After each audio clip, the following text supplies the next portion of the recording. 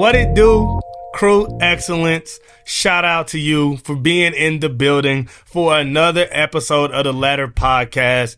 And it's the new year. Welcome to the new year, 2024. It's the first episode. Banger, banger, banger. Hey, all of that. We ready for the new year. Super excited for another opportunity to be excellent. You feel me? Like, why wouldn't you choose to be excellent? So I hope you had a great holiday and I hope you're ready. Cause now is when we can start getting some separation. We was working all December. We was laying the foundation. We was prepared to go be excellent this year. And now it is time. We're done with the planning. We're done with the dreams, with the hopes. It is time for execution. So it's time to be excellent. I'm hoping that you're ready for that. Now, let's get to the episode. That was something light just for you. Just for you. That's a little tidbit just for you. Hey, if you want more stuff like that, you got to join Crew Excellence. You got to be part of the crew. Link gonna be in the description. You can join it, but that's neither here nor there. Let's get to it.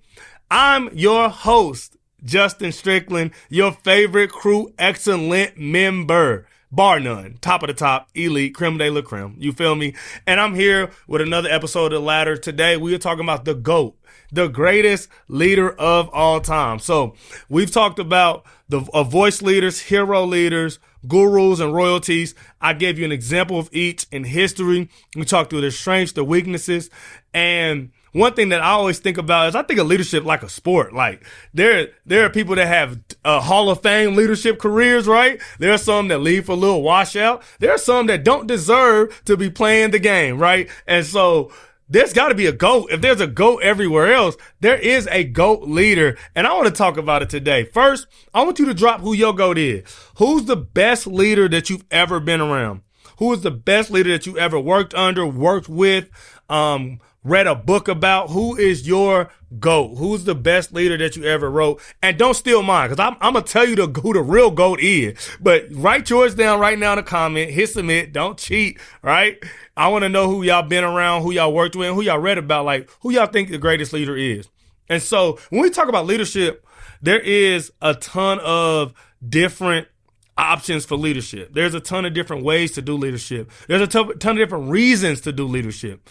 But what we can all agree on is that all great movements, all great moments in history have all been developed, nurtured, and made possible by great leaders.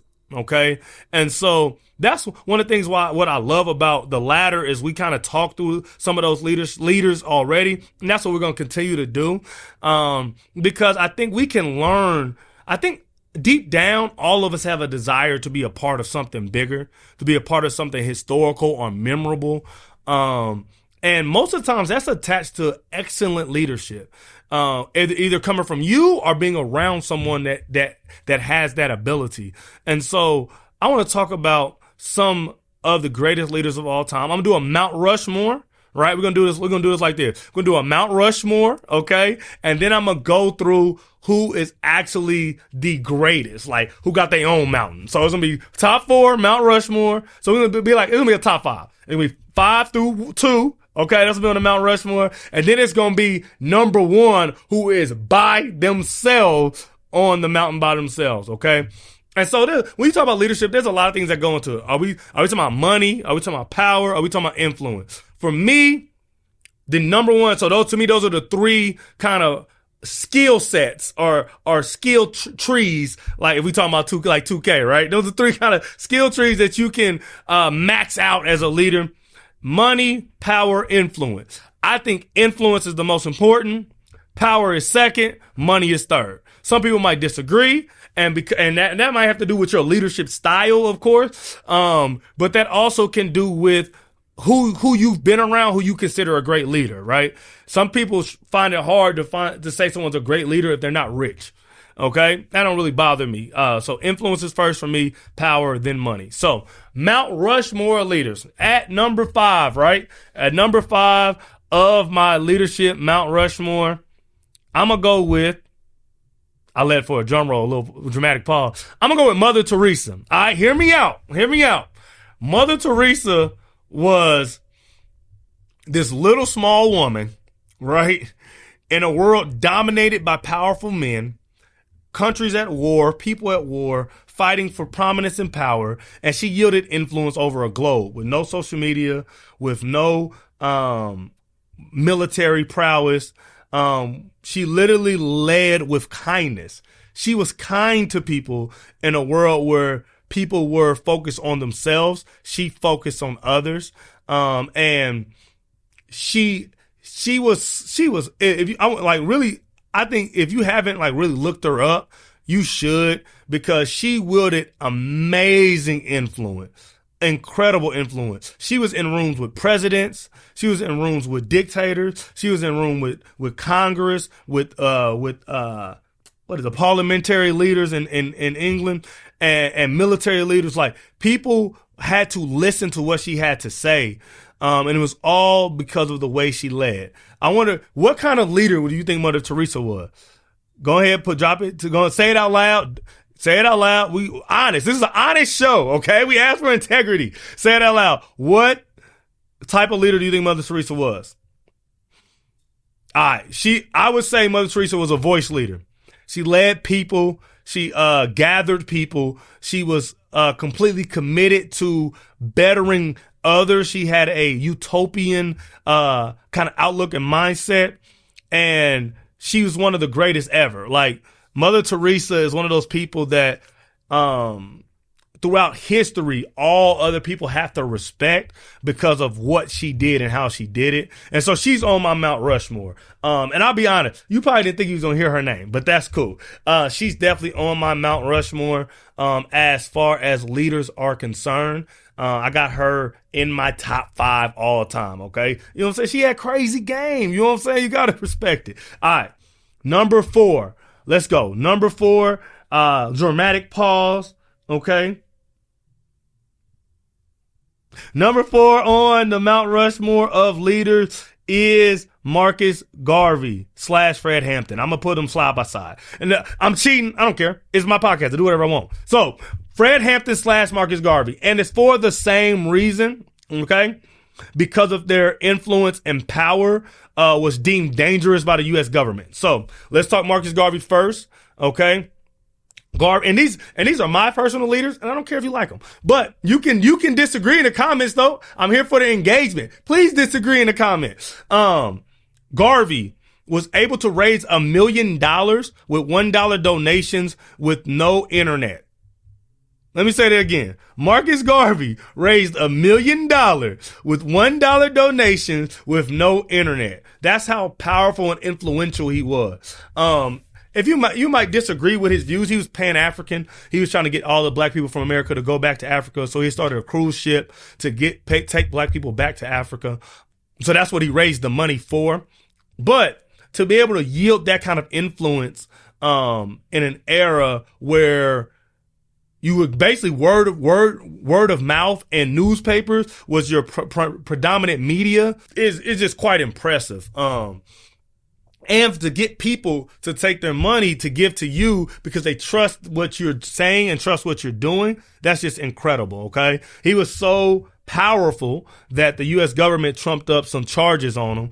They might have been founded. I did some research. It actually might be true. He had some tax evasion. It wasn't him, though. It was some people in his camp that was doing it. But he got deported. So Marcus Garvey got kicked out the country because of how powerful and influential he was. And then Fred Hampton's kind of the same thing. Like I said, I got a Siamese twin on the Mount Rushmore for 4. Fred Hampton was murdered by the U.S. government while he slept because he was too powerful. He had the Rainbow Coalition where he brought the Puerto Ricans, the poor whites, and the blacks together, and Hispanics together, and the police said, nah, what you ain't gonna do is band all y'all together and come against us. That's what you ain't gonna do. All right. And so everybody knows the leader of the Black Panther Party. And they took him out. This point blank period. U.S. government has been convicted, found guilty. The Chicago Police Department convicted, found guilty. This is common knowledge. They killed Fred Hampton because he wielded too much influence and power. And he was all about economic equality. And so he had figured that's why he was able to put the Rainbow Coalition together, because he was telling them like, hey, I know you white and I'm black and we ain't supposed to like each other, but we both poor. And that's the problem. And so he was able to kind of mobilize everybody under that same foundation and that same plan. And so that's my number 4 is Hampton/Garvey. Okay, that's number 4. All right, number three on my Mount Rushmore of leaders. All right, this one I'm gonna pull from history from back in the day. I'm gonna give you a shot. I'll give you one chance to think, to see if you can come up with who it is. I'm reaching back on this one. Think of like early 20th century, okay? Early 20th century is where I'm coming from with this one. And I'm going to go with Winston Churchill. Winston Churchill. He was in England. If you don't know who he is, you should look him up. He was English prime minister. Damn, I might be wrong. I'm almost certain he was the prime minister. England government is weird to me. He was in part of English government, all right? And he was very powerful, okay? He fought against slavery and the slave trade, and he was leading England through the First World War. I want to say World War One. It might be World War Two. Through one of the wars, and yeah, World War One. Yeah, it was it was World War One. And man, he was a dope dude. It couldn't be World War One. Nah, that ain't right. Man, he was there sometime. Winston Churchill was fire. You should read about him. He did some dope stuff. I just think the way, and so this is why Winston Churchill is on my list, okay? Winston Churchill is on my list because he, at the time that he led, he was one of the majority classes. So when he was a leader, white male Protestants were by far, in a way, the most protected and most powerful demographic in the world. And yet he yielded that power and influence to affect people that couldn't get a seat at the table. And that is, to me, that is a true measure of leadership. I think it's very easy to lead those who look like you. And it's very easy to lead in a way that doesn't necessarily challenge those who look like you, but to lead in a way that challenges the world, and especially those that look like you, is pretty incredible. And I really appreciate his humility and his integrity. If you can imagine, at the time he's trying to ban the slave trade, we're talking about people's livelihood that he was going directly against. He received death threats. He was threatened repeatedly about his political power in office, and yet he stood firm on what he believed to be right. And he led an entire nation and really an entire hemisphere out of the horrors of what the Atlantic slave trade was. And so I got tons of respect for Winston Churchill. And I do want to make a caveat before I get to my number, that was number 3. So I got one more. So let me do number 2, and then I'll do the caveat. Okay. I almost got mixed up. I got to keep up with my numbers. I almost got mixed up there. We good. All right. So going to number 2, and Winston Churchill, the type of leader he was is royalty. The reason he's a royalty leader is he thought the culture of Great Britain needed change, right? And so he led in a way that affected the entire culture. He felt that the Atlantic slave trade was bad for the English culture, and he led from that kind of foundation, okay? So number 2, the number 2 Mount Rushmore leaders of leaders. Dramatic pause, okay? Dramatic pause. I want you to write who you think number 2 is. No hints this time. You just got off the dome. Who you think number 2 is? The number 2 leader of all time on the Mount Rushmore. Who could it be? Who should it be? Who will it be? It is, drum roll please, I'm gonna go Harriet Tubman, bro. Controversial. I'm going Harriet Tubman on number 2. And this is why, bro. Harriet was about that action, fam. Like, she was about that action, and she did what she did under more, I think, as far as like pressure for leadership go, I don't know if anybody had more pressure than Harriet. Like, the entire country was trying to kill her, and she was like, so what? I'm gonna do what I'm supposed to do, and I'm gonna do it how I do it. She was a fire leader. So at a time where black people were not considered people, and black women were considered even less than black people, she led an entire movement, and led thousands of people followed her and followed her lead. And it changed this country forever. The Underground Railroad, the abolitionists, all of them followed. Harriet Tubman was like the MVP of the abolition movement, right? And I don't know if you, but for me, that's like one of the abolitionist movement to me is probably on par or even more important than the Declaration of Independence. And the reason I say that is the Declaration of Independence freed us from Britain, but it didn't free us from the mentality and the personality of Great Britain, right? Like, we inherited slave trade from Great Britain, and don't get me wrong, slave trade in America was worse than anywhere else. But we inherited it from Great Britain. And so we wrote the Declaration of Independence, but kept riding with a lot of the same ideologies that they had given to us. But it was through the abolitionist movement. Winston Churchill played a huge role on the other side of the water. But on this side, it was the abolitionists that really challenged the ideal and challenged America to hold true to the Declaration of Independence. And so Harriet was the MVP. She was LeBron. She was Michael Jordan, right? She was cold. And she led people whether they wanted to be led or not, right? That was my favorite thing about Harriet is they said Harriet had a shotgun and people would get scared and she'd be like, she would cock them up like, what you want to do? Either you going here, you going to die right here, or you going to keep going because you ain't going back. And it's this idea that like sometimes people don't even know they need to move. People don't even know that they can have better. People don't even realize that this does not have to be life. And Harriet was the type of leader that was like, but there's something better and I want it more. I want it bad enough for both of us. And so she led with that kind of ferocity and that passion and that power. And man, she's on my Mount Rushmore. To me, I don't think you can talk about leadership without talking about what she was able to do. And, type of leader she was a hero leader through and through, like the epitome, the silhouette. She on the logo. She was a hero leader. She was all about that action. It was all about getting stuff done, doing things and handling business, and saving people. She was saving people every day of her lead. As soon as she became a leader, she started rolling. It started happening. And, I look up to her. I look up to her a lot. And that's why she's on the Mount Rushmore of leaders. So I'm going to go do the 5, 4, 3, 2 again, right? So we had at number 5, we had Mother Teresa. At number 4, we had the duel, right? We had Hampton and Garvey. At number 3, we had Winston Churchill. And at number 2, we had Harriet Tubman, okay?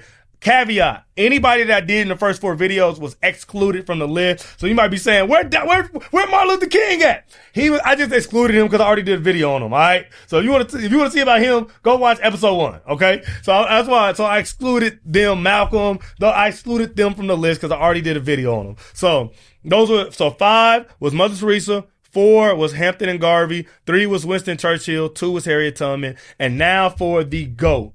The greatest leader of all time, man. And ain't no arguments, all right?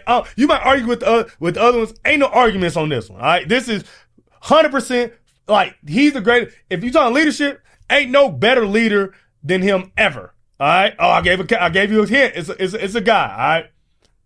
Greatest leader of all time. Jesus of Nazareth, all right? It ain't no question, okay? Jesus of Nazareth is the greatest leader of all time. And this is why. All right, so let's just run it down. Historically, I love the Lord. I love Jesus. This is a Christian podcast. You ain't got to be a Christian to listen to it, but we love Jesus over here, okay? And we ain't ashamed of it. But I'm just talking as a leader, not even as Lord and Savior, but let's just talk Jesus as a leader. It was a man from a place of little notoriety. Nazareth was a small place that did not have a lot of great people come from there. In fact, It was so unheard of to be great from Nazareth that one of the things that they said was, ain't that Jesus from Nazareth? Like, that can't be the Jesus from Nazareth. Like, if that was like used as a diss. But let's talk about leadership. What makes Jesus the greatest leader of all time is he's the greatest of all the leadership perspectives. He embodies all the strengths and none of the weaknesses. Okay. I mean, it was like 2K15 when you could make your player do everything. I had a 6'10" shot creating center who could break ankles, dunk on people, and shoot step back three. That's what Jesus was on, right? He was game breaking, okay? He, as a voice leader, he was for the people and he gathered the people. One of the things they used to say about him is, hey man, they asked the disciples like, hey, why your rabbi be eating with sinners? And Jesus was like, hey man, the doctors heal the sick and not the ones that are well. And the ideal was like, Jesus didn't need to lead those who felt they didn't need leadership, right? He came for those who were looking for a leader. He came for the people. And he went to bat for the people. He argued on behalf of the people. We think about the woman caught in adultery, right? And it was like, hey, where your accusers go? And she was like, they're gone. He was on the side of the people. And it was at a time where Jewish priests were really not on the side of the people. They were fighting for power, and they had to maintain power. They had to really oppress Jewish people because everybody was oppressed by the Roman government. And so here comes Jesus, who's on the side of the people. He's on the side of the people, and he's fighting for their rights to know God. Right? That's what he's really fighting for. He's arguing with the religious elite, and he's arguing with the ideal that they are between God and the people. And so Jesus goes to bat for them. And so as a voice leader, he was incredible. He was altruistic. He really loved the people and went out after them, and sought them out. As a guru, he was omniscient. Okay, come on now. That's an ACT word. Get your spelling bee out. He knew all. One of the things they said was like, hey, they used to always talk to the disciples because they got tired of losing arguments to Jesus. And it was like, hey, your rabbi, he ain't really studied nowhere. How he know all this stuff? And I remember, and one of the stories of Jesus that's so funny is when he was a kid in the temple and he was talking with the rabbis about scripture. He was a genius, right? He had knowledge of all things at all times, of all places, all people. And he led with that information. When he called one of the disciples, he was like, I know you. You're from this place. You were sitting under that tree, and you're this person's brother. And the dude like, man, how you know all that? And Jesus, that's who he was. He was very intelligent. He knew scripture. He quoted the Old Testament over and over and over again. He knew it by heart. He was a guru, and that information allowed him to get past the defenses of a lot of people. I remember the woman at the well. He's like, where's your husband? And she's like, I ain't got no husband. He's like, you right. You ain't got no husband. You live with a man who ain't your husband. You'd have been married to all these other men, so you ain't got no husband. And she was like, hey, she went back. She said, there's this dude at this well who knew me, right? Who had information, who knew me. And so Jesus was the guru leader in a sense where he knew people and he used that information to lead them. He was a hero. Right? Like, think about the man getting let through the roof and the paralytic and his friends are letting him through the roof and they trying to just get close to him. And Jesus tells him, get up and walk because you showed faith. The man at the pool, right? And Jesus is like, do you want to be made well? And the guy's like, I'm laying by the pool. I'm trying to get into the water. Like, yeah, I want to be made well. And Jesus is like, well, get up and walk. Grab your mat then. He was the hero. I remember Peter. I love Peter. Jesus tells him, he says, hey, y'all don't got to stay here. It was after he gave one of them sermons when he was trying to run people away. He was like, you got to eat my flesh and drink my blood. And they was like, hey, Jesus on that crazy stuff. And so some people left and some of the disciples didn't leave. And Jesus was like, hey, you ain't got to stay here. And Peter said, where we gonna go? Like, we gotta stay by you. We gotta stay. We have seen. We understand. You are the hero. You are the savior. And so Jesus embodied that in his entire ministry, even to the sense where even on the cross next to him was a criminal who said, "Hey, man, I would love to be saved." And Jesus, in all his anguish, with all the weight of the world on his shoulders, still responded like any hero leader would and said, "You are saved." Okay. And so Jesus was the epitome of what a hero leader could and should be. And lastly, he is a royalty leader. The culture of Christ, the culture of heaven, is different than anything else the world has to offer. It is called the upside down kingdom for a reason, right? When the disciples were arguing about who was the greatest disciple and who was going to sit next to Jesus, Jesus says, if you want to be best, you got to serve. The best servant is the best of you all. And he said the greatest of these got to be the least of these. And it's this ideal that if you want to follow me, if you want to really be who you are, who you can be, what excellence looks like in your life, you got to change. You got to live under a different culture. I love anytime he says, "You've heard it said, but I say." He's talking about a different culture, right? You heard it said, you should not murder, right? I say you should not hate. If you hate, it's like murder. We're talking about a whole different culture, right? Jesus it's not about what you do. It's about who you are. And this is different culture that he's introducing into the world. And the reason that I say Jesus is the GOAT leader, the greatest leader of all time, is that no matter where people stand on a religious sense, right? Like Muslims, Buddhists, Hindus, the agnostics, the atheists, no one has an issue with Jesus' leadership. Like, everybody's like, hey, even people that don't think Jesus is real, they'll say, if Jesus was real, he sounds like a really dope dude, right? Like, even if that's your argument that he didn't exist, let's just talk like he did. Yeah, that'd be pretty dope. His leadership was so fire that he took 12 men, approximately 40. I'd say, I'll give it a big number, not even the 12 disciples. Let's say there was 40 in the upper room when the Holy Spirit came. That was 40 left that were true followers of Jesus. And they changed the world based on his leadership, example, and style. That's how powerful of a leader he was. They changed the world. Christianity went from the way. That's what they call it in the scripture, and that's what they call it in the early church. The people of the way. These weird, radical Jewish people. It was on some other stuff. And now it is the biggest religion in the world because of Jesus' leadership, example, and style to this day. Thousands of years, 2,000 years. That's the type of leader we're talking about. A leader thousands of years after he led.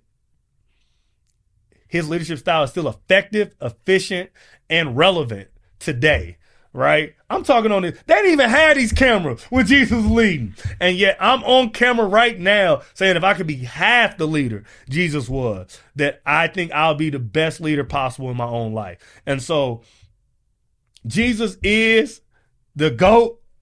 You know what I'm saying? Mic drop. I can't drop Nate's mic. I don't have that much money. But y'all get the point, right? Mic drop. Jesus, the greatest leader of all time. Argue with your atheist auntie, all right? And tell her. Let her know, all right? But yeah, man, I hope y'all enjoyed this episode. I want to know, drop your top 5 in the comments. Who do you think should not have made the top 5? That's what I know people like to argue on the internet, and I do too. I'm all for it. Who do you think shouldn't have made the top 5? I want to hear your arguments. Who you think should have? Who do I leave off? Like, who do I forget? We talking about all the leaders across all the world, across all time. I know I left some people off, right? So tell me who you think I left off. If I need to expand to a top 10, maybe I'll come back with a top 10 if y'all make some good points. Okay.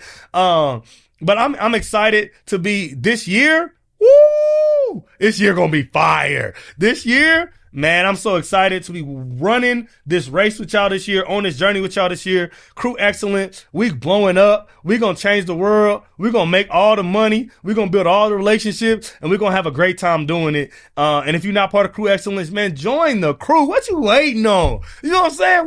What you waiting on, man? You know you want to be part of the crew.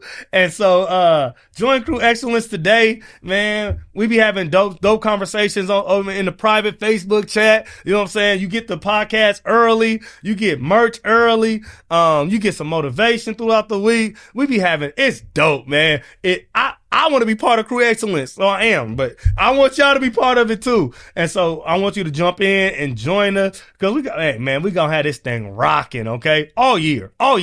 Hey, I love y'all. I think I'm gonna bring a guest on here soon, just because I think it'll be fun. But I want to talk about leadership with y'all all 2024. I want to really, really hammer it in. And I want y'all to end up this year being 365% better than you were at the start of this year. Every day we get 1% better as people, as leaders, and the end result of that is excellence. All right. So I'm your host, your favorite Crew Excellence member, certified and verified by your mama. You feel me? And I'm out, man. It's your host, Justin Strickland. Thank you for watching. I truly appreciate you. I'm honored and I'm humbled. Peace.